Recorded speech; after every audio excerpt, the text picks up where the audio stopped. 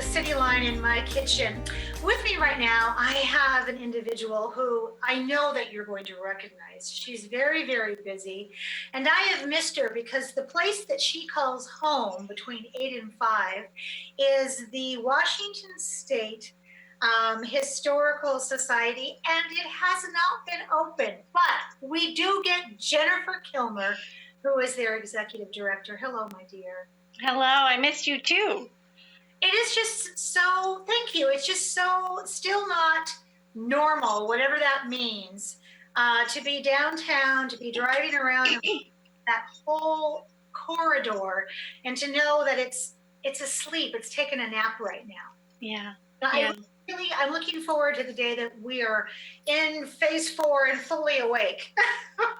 I'm right there with you. The last time I had you on the show, the Society had just won this very prestigious award for the McNeil Island exhibition back in 2019. Can you tell us, Jennifer, a little bit about this award and remind us of some of those exhibition highlights? Sure, yeah, and so we were actually just notified of an award from AASLH, which is the American Association of State and Local History, which is really kind of the organization that is the association that we all belong to, and so we've been given the Award of Excellence from AASLH, which we're really proud of, for McNeil Island. And McNeil Island exhibition looked at the history of the island and its time since territorial days of incarcerating folks in Washington. So it has this unique history of having a territorial prison, a federal prison, a state prison, and as well now a special commitment center. Yeah, and I remember listening to just the width and the depth of that town when you were explaining it, and I thought, I had no idea that this existed. And one of the focuses of the exhibition was to bring the voices that weren't represented in the records, and adding those voices of those who were incarcerated, of the people who worked in the prison and on the island. So how did the Historical Society accomplish that, and why was that the focus? We wanted to give equal voice to the folks who lived their lives out on that island. You know, obviously, we often hear the voices of the folks who are in power, so maybe the leadership of the prison or the prosecutors who were part of those cases, but we don't often hear the story of the individuals who are incarcerated. And we wanted to give a really full 360-degree picture of what life was like on that island. So that included those folks in power, the people who were incarcerated, and also the folks who lived on the island. The families of the guards lived on the island, and we actually talked to a number of people who went to elementary school on the island and had really, really positive, sweet memories of their time there, which is interesting to juxtapose with those of folks who were incarcerated or even our outsider view of what McNeil Island life was probably like. Absolutely. And I was just, it was jaw-dropping. I never envisioned that island like that. Let's switch gears for a second because I want to make sure we get all the information while I have you. We were talking before we went live on Zoom, and we were talking about you reopening. And I said, you must be eager to reopen. And do you know when that will be? We do not have a specific date yet. I am hopeful that we will be able to open sometime in July. And that's based on a number of factors, the first being the governor's Safe Start reopening plan and when museums factor into that. Right now we're in museums are planned to open in phase 3. Right now Pierce County is in phase 2. We also will not reopen until we have, our final plans for how we keep our staff safe and our visitors safe.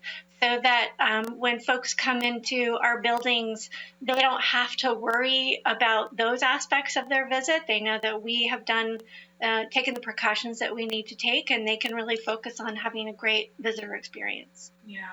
Jennifer, you had said earlier that you feel like your time as you prepare for a safe, approved opening, that you've turned into a health inspector. Yeah.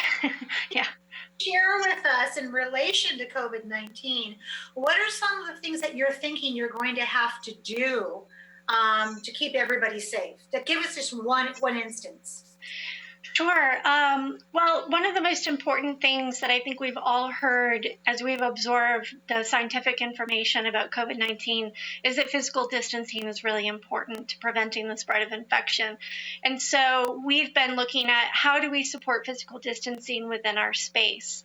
And that's, everything from how do people, contactless payment so that, folks maybe buy their tickets online before they get there, as well as things like a one-way path through the museum so that folks don't sort of bump into each other, right? If everyone's moving in one direction, timed ticketing, all different ways so that we can really control the movement of people as they come through the museum space without creating a negative experience in the museum itself, right? So that we can kind of set up the guardrails so that we support physical distancing, and that within those guardrails you can have a really positive experience. Absolutely. God, it's amazing that you have to think like that, isn't it?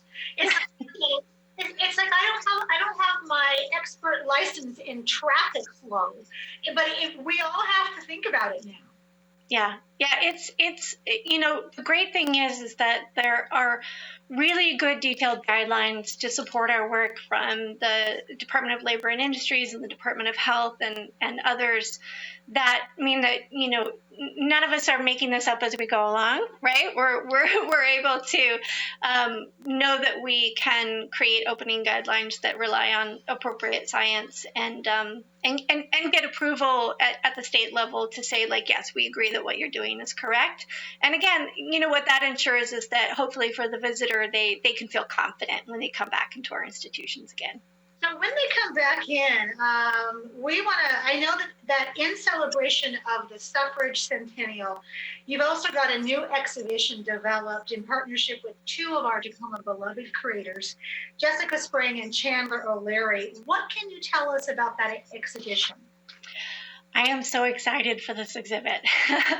So Chandler and Jessica have created this exhibition, 100 Years and Counting, that looks at the suffrage movement, but it also looks really at suffrage in general, the notion of suffrage, the ability to vote, and how voting rights have changed across time, how even today there are things that are sort of suppress voting or limit folks' inability to vote in different sectors of society. And so they're really looking at suffrage broadly and then highlighting individual suffragists and their efforts to kind of connect it to our understanding today of suffrage. But what's really exciting about this exhibit is that it is created as a game.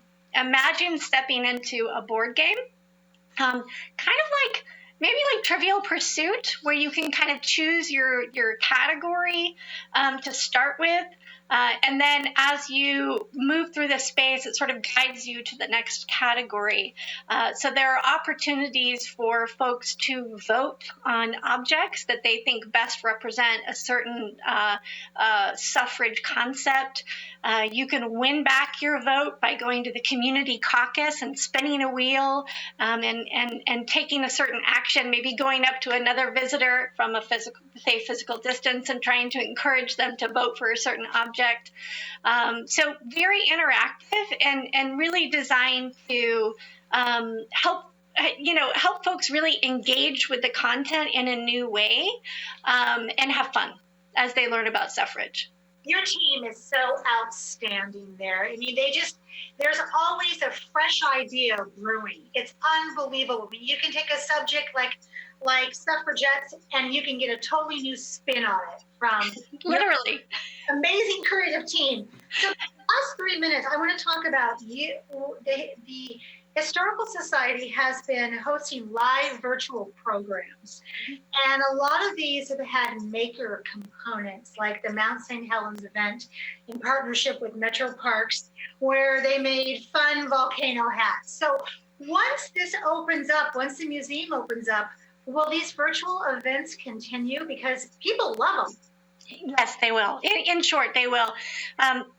For two reasons. The first is that we are unlikely to have in-person special events or public programs through the end of the calendar year because of the public health considerations on gathering.